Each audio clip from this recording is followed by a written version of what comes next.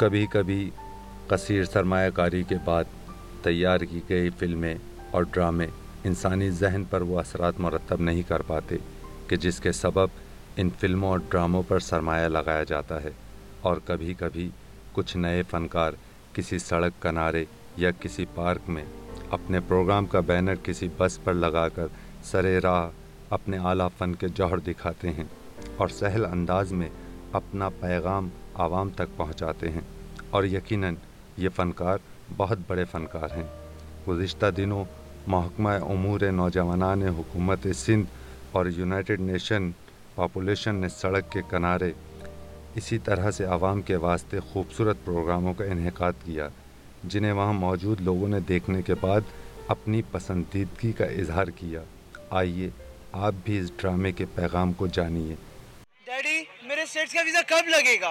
मैं तंग आ गया हूँ यहाँ रहते रहते। बेटा, मैं बहुत कोशिश कर रहा हूँ, लेकिन इस मुल्क के हालात इतने बदल चुके हैं कि इतने मुश्किल दौर में पाकिस्तानियों को वीज़ा मिलना बहुत मुश्किल हो चुका है।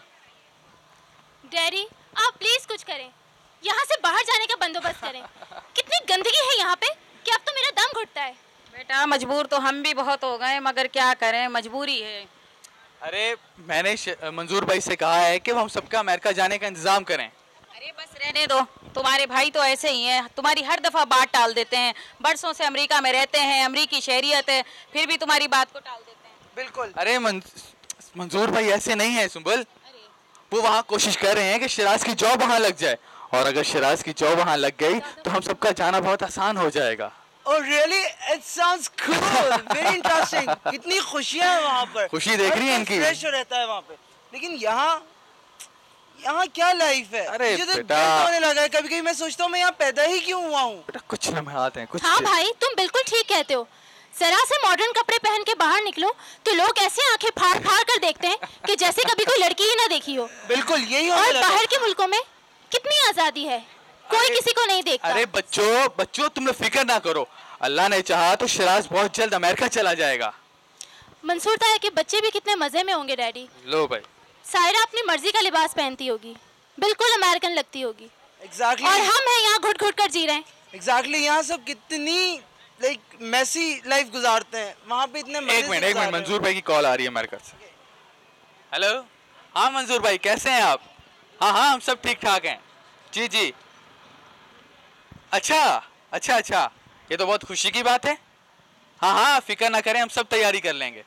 ठीक है जी, अल्लाह हाफिज।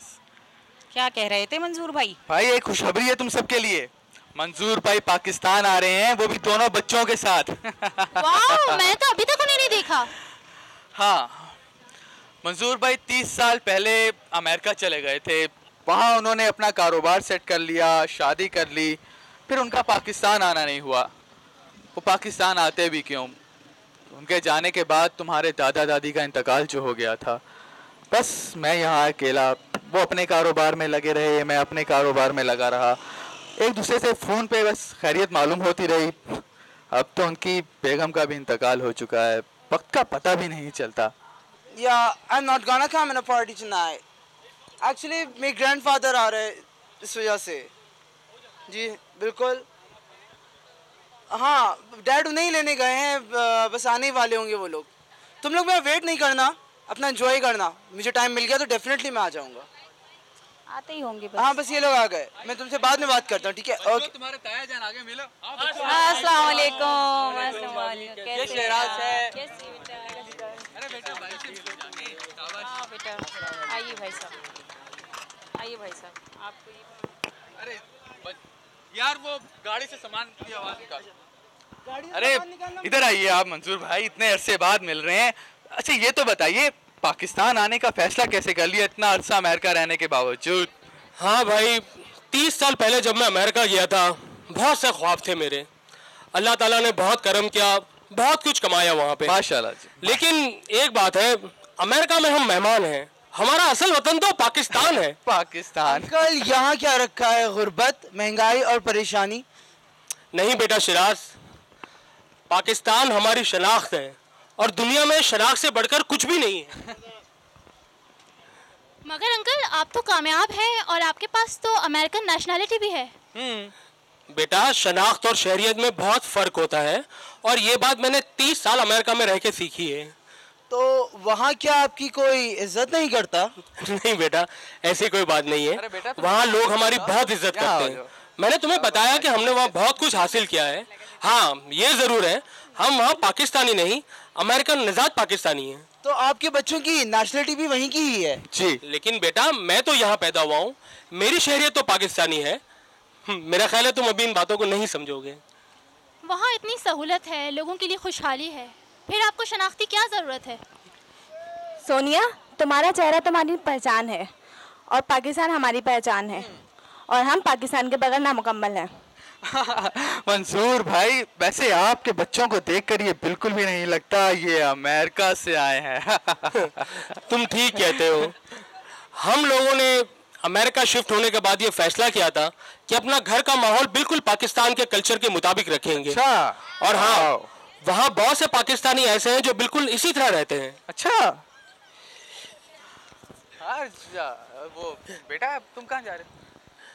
अंकल, आप लोगों को ये जान के हैरत होगी कि वहाँ के लोग हमारे रहन सहन से मुतासिर होकर हम जैसा बनने की कोशिश करते हैं। वो लोग हमें इज़्ज़त और मोहब्बत देते हैं और हम उन्हें इज़्ज़त और मोहब्बत देते हैं। मगर यहाँ के लोग तो उनसे नफरत करते हैं। नहीं बेटा, कोई पाकिस्तानी अमेरिकन से नफरत नहीं करता। हाँ, ये ज़रूर है कि हमें उनकी पॉलिसी से इख्तिलाफ हो। मंजूर भाई, हम लोग तो सोच रहे थे कि आपकी मदद से अमेरिका शिफ्ट हो जाते। देखो भाई, मैं इस सिलसिले में बिल्कुल तुम्हारी मदद कर सकता हूँ, लेकिन मेरे दोनों बच्चों ने फैसला किया कि अब वो पाकिस्तान में ही रहेंगे। अच्छा। जिब्रान यहाँ पे एक सॉफ्टवेयर कंपनी खोलना चाह रहा है, माशाल्लाह। और सायरा एक हॉस्पिटल। बल्कि हम लोग तो सोच रहे थे कि बच्चों का आपस में रिश्ता कर लें हम। लेकिन तुम लोग तो अमेरिका जाने का सोच रहे हो। अंकल, आपकी बात सही है, लेकिन यहाँ पे सरमायाकारी करने का मतलब है अपने पैसे को डिपोना। ज़ीरो, बिल्कुल ज़ीरो पे ला के रख देना अपने आप को दोबारा से। बेटा शिराज, एक बात अच्छी तरह जहन में रख लो, पाकिस्तान एक जरखेज मुल्क है। अगर हर पाकिस्तानी अपनी अपनी जगह पे रह के पाकिस्तान के बारे में सोचे तो बहुत से बाहर के मुल्कों से लोग यहाँ आके पैसा कमाएंगे, लेकिन हमें ये सब सोचने की फुर्सत कहाँ। मगर अंकल, आप भी तो बाहर पैसा ही कमाने गए थे। बेटा, वो 30 साल पहले की बात थी, आज हालात कुछ और हैं। आज पाकिस्तान को तुम जैसे पढ़े लिखे और नौजवान लोगों की ज़रूरत है। मेरे ख्याल में मंजूर भाई, आप शायद ठीक कह रहे हैं। आपकी तरक्की को वहाँ 30 साल का अरसा लगा है। इतने मुश्किल दौर में और ऐसे हालात में हमें वहाँ सेट होने में काफ़ी टाइम लग सकता है। तुम्हें मेरी बात को बिल्कुल ठीक समझे हो। और हाँ भाईजान, हमें अब आपके रिश्ते वाली बात भी हाँ, करनी है। वो शराज के रिश्ते। अंकल, अब मैं भी यही सोच रहा हूँ कि हम लोग को यहीं पे रहना चाहिए और अपने वतन की खिदमत करनी चाहिए। बिल्कुल शाबाश। बिल्कुल। गुड। मैं तुम सब लोगों के इस फैसले से बहुत खुश हुआ हूँ। पाकिस्तान हमारा मुल्क है, हम सबको मिलकर पाकिस्तान की खुशहाली में हिस्सा लेना चाहिए। अगर कोई शख्स बाहर जाके पैसा कमाना चाहता है तो बिल्कुल जाए, लेकिन हाँ, एक बात ज़रूर याद रखे कि बाहर मुल्क में अपने वतन, अपने पाकिस्तान की शनाख्त को कायम रखे। पाकिस्तान जिंदाबाद।